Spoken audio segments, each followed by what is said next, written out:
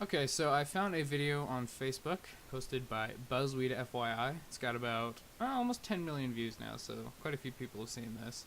And this is about a woman trying to live trash free for a month. I've seen a bit of this, but it was like, I don't know, it was like a week and a half ago, so I've basically forgotten everything that I did watch. I do remember not taking very long to see this woman make garbage and claim that she hadn't. So let's go ahead and get into the video and we'll see how ridiculous this idea of being trash free for a month actually is when executed this way. I want to say there is a way to do this. It's going out into the forest and living completely off the land. There you go, trash free. Something went horribly wrong. I'm a worm murderer. The average American makes about 4.3 pounds of trash in one day, and I'm going to be trying to make no trash. Whenever I hear about where the environment's going, I get really scared and it makes me feel very powerless. How much waste does the average person in LA make per month? About 150 pounds per month. Wow. Question, is this like personal trash? Because holy fuck, if you actually make that much trash in a month, you have an issue. What I'm guessing is that what they mean is, well, if you combine all the things where it's like, you know, the trash made producing food and the trash made by, you know, transporting goods around, and the trash made or the waste made by whatever excess food that's not eaten, which, to be fair, I completely agree, we waste far too much here. But basically, it's not your actual personal trash, not the things you throw out, but this is probably accumulative of everything divided by the number of people. So if that's the case, then by wearing this jean shirt or jean, I don't know what the hell that is, jacket thing, she's already made trash. The only way she could live trash free would be to strip naked and wear leaves from the forest, but she's not going to do that, obviously.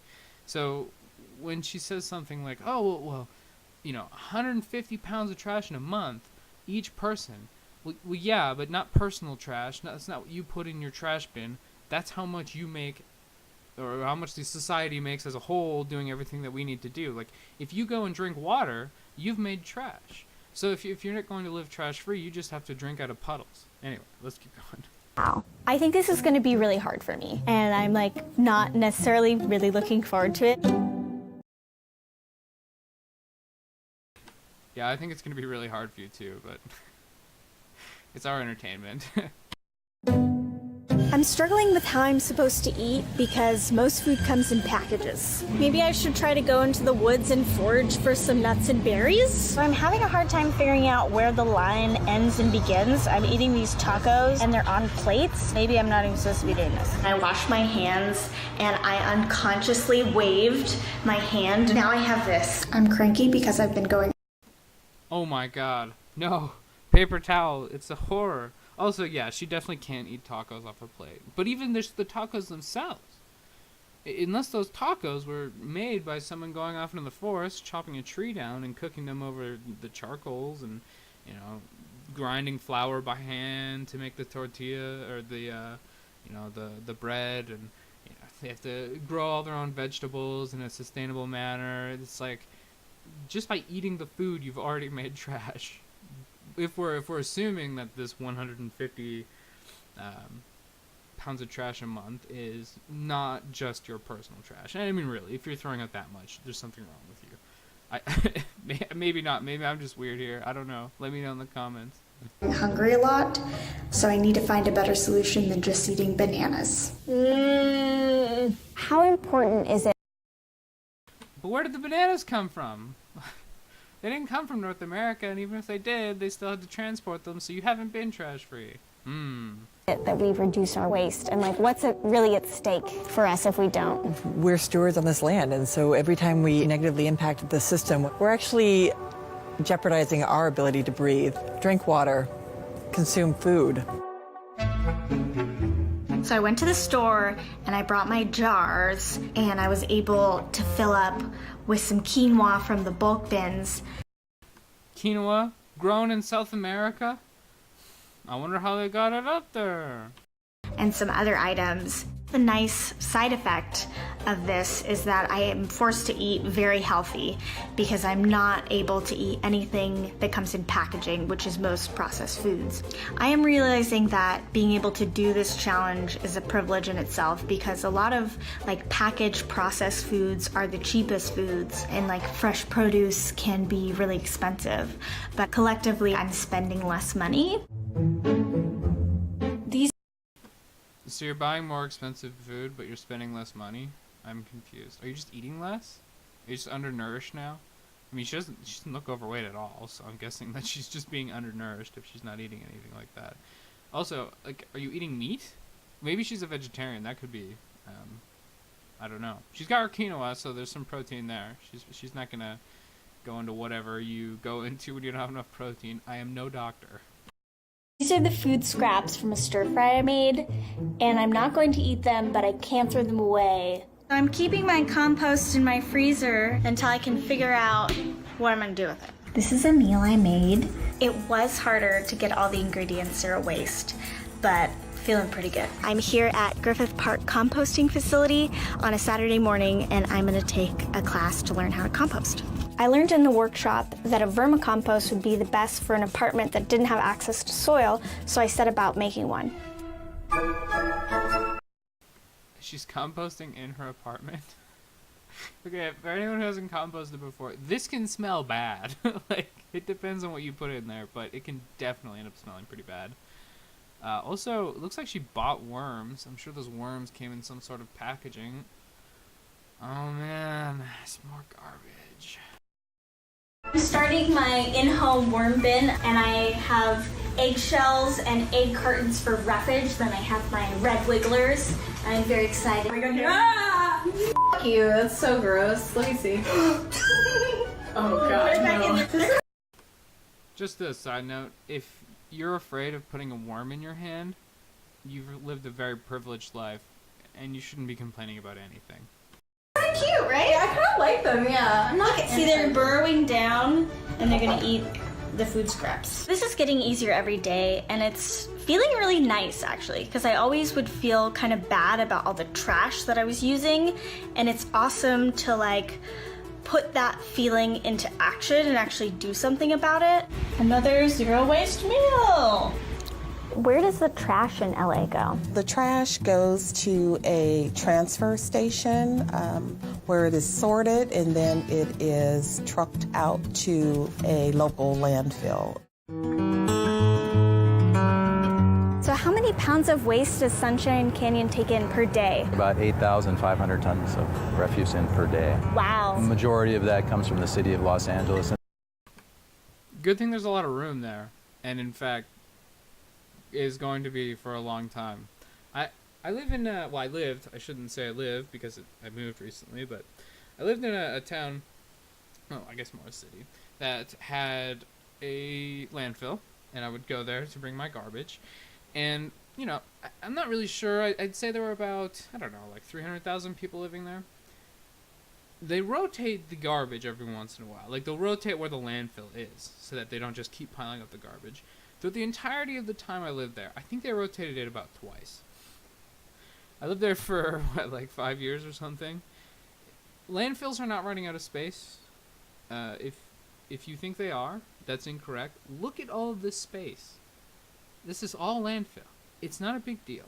Like, really, landfill space is just not that much of an issue. So when he says, oh, we've like 8,000 pounds or whatever it was, yeah, it's probably not that big of a deal.